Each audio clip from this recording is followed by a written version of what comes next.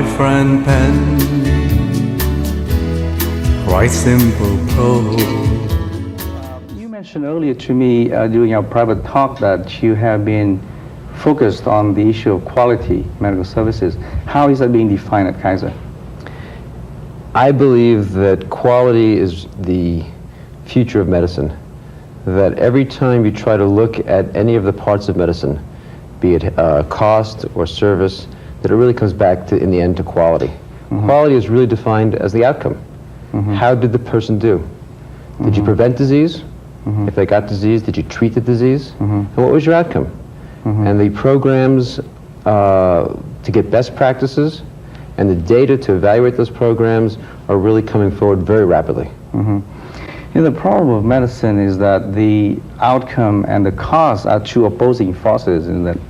Because sometimes the problems of physicians when they practice is that if they order a lot of tests and fish things and they try to diagnose early, it may cost too much.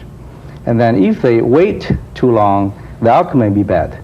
So that is how the quality has been sort of a tricky. Well, let me start by saying that I really believe that the cost and quality are not opposites. They're the same. Okay. I think that when you prevent a disease, it's very cost efficient. Okay. When you can cure a disease and not have to treat the complications of the disease, it's very cost efficient. Okay. So I don't see them as a problem. I think you're absolutely right that we have not had enough emphasis on outcomes. But I think that's changing. We currently, at least at Kaiser Permanente, we monitor probably hundreds of outcomes, but some very, very significant ones. I mean, as an example, we monitor the outcome of patients with heart attacks. How do they do?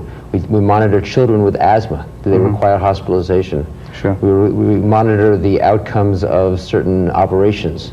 Do they have a stroke after carotid surgery? You're absolutely right that medicine is so broad, it's so hard to figure out every endpoint. But I think we're now finally doing this measurement, and one of the things that I am very proud of at Kaiser Permanente is that we're able to manage the outcomes for large populations of people. We're able to say that if you're pregnant and you deliver at Kaiser Santa Clara, your chance of having a healthy baby is far greater than if you pick a hospital at random. If you have a heart attack, your outcome is going to be far greater than if you're hospitalized at a hospital at random. And we're able to measure that and follow that. I think the trend of the future is going to be getting the data to be able to manage common diseases, ones that are less life and death oriented.